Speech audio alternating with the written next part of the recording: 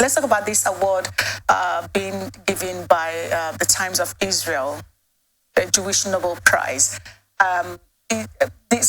Sometimes you listen to, you follow the processes of a matter and how far it's gone and what is being done about it. And then you ask yourself, where is this line leading up to?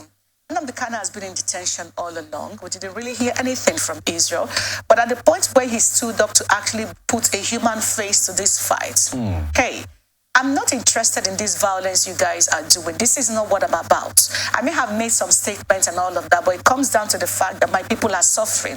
I don't support the fact that you are, pushing against people who I'm supposed to be saving. And it took the bold step of not just sitting down in detention and complain about himself, but taking time to speak about it and put it in his handwritten form to say, put an end to it at home. And clearly, everyone observing the Southeast will agree that there's been a major breakthrough when it comes to issues of security and all of that. Now, having done that over time and having the Times of Israel recognize him and offering to give him a Nobel Prize award, I would like you to react to this. I think it's fantastic. I think it also clearly shows that his connection with the Jewish nation is clear. He has espoused that connection. He has stated it over and over. And I think the critical issue here is he has shown that it is not about him. It's about the people. Absolutely. And so it clearly brings every other person, every other institution to him. He becomes the center of attention because he has shown by his actions, by his temperament, that ultimately, whatever it is that he is doing, it is about the people. It is about the freedom of his people. It is about the right of his people to make demands on the Nigerian state and any state, on the global community, in fact. And so this will go to support that image that is emerging of Nnamdi Kanu as a representative of the people. Not just the people of the Igbo stock, but a representative of oppressed people wherever in the world. So I think it's a very major achievement to have this award. And again, I use this opportunity, I call on the Nigerian government, especially the new president. Nnamdi Kanu has shown that he's a man of peace. Please release him. Now, speaking of his release, and we talked about the Nigerian military, the cooperation, the need for, let's talk about the need for cooperation between the Nigerian military and police actually having a way to, this conversation of there are criminal elements caught, there are IPOB and ESN. How do you begin to look at Israel right now, recognizing what Nnamdi Kanu has done and saying, hey, this man has clearly shown that this is a big deal for him and he doesn't mind sacrificing whatever it is, taking a step back, which has, so how do you look at what Israel, this is not even Africa in the first place, what they have done now, looking at the Nigerian president who made a promise that he was going to negotiate, he was going to discuss and all of that, though there may be something going on that we are not aware of, but how do you, place it with what we just read about the Southeast right now on the IPOB, ESN play out. Let's see how much sense this makes. I think what it does is that it clearly demarcates Nnamdi Kanu and the struggle that he represents from the struggle that is being espoused by some other guys, like the guy in Finland. Oh yeah, no, I don't want to mention his name. Okay.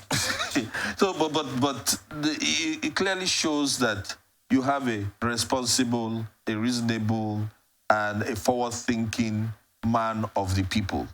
And I think what is required on the other part is the Nigerian government working with even the IPOB, working with ESN to make sure that criminal elements, those who are criminally minded in the Southeast, who are hiding under this process, this agitation to commit crimes, are fished out and are dealt with.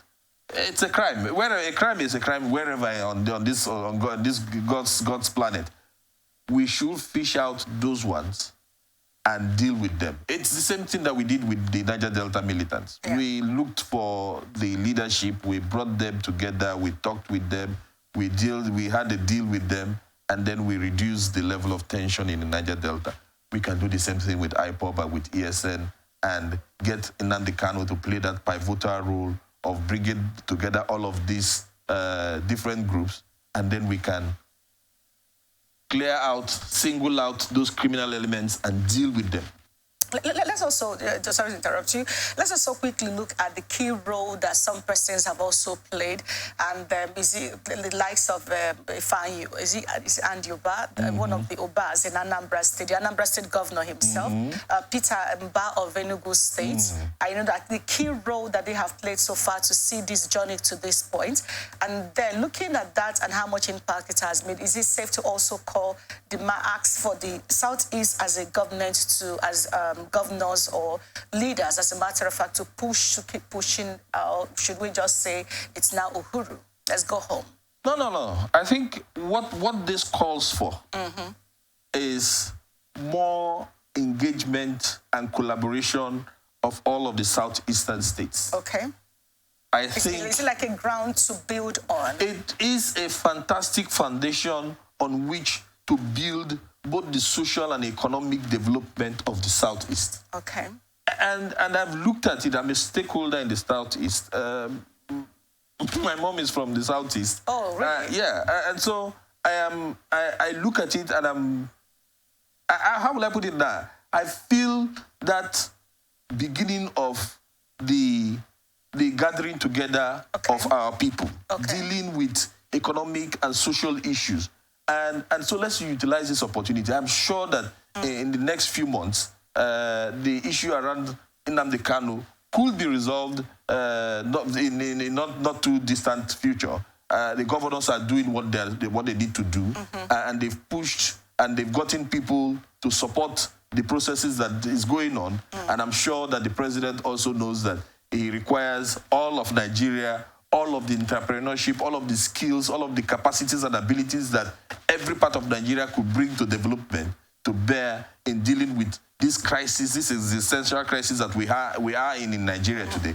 And so it requires that spirit of the Igbo man to help him deal with those developmental issues. And so we need to bring ourselves, we need to build ourselves, we need to build the Southeast to that enviable status where we become the center of attraction in Nigeria. So, and it will require all of our political leaders, our governors, working together. We need to have regional projects. We need to have, if it is rail, we don't have to wait for anybody. If it is rail, if it is power, how do we connect the Southeast to make sure that there is power to power the industries in Aba, the industries in Newi, the businesses in Onitsha? How do we ensure that there is rail network to carry the goods from there to the seaports and the roads are good? This is what we can do as a region. We need to get together and deal with those developmental issues as a region. We are not that big. Yeah. We can do this together and we can do it very well.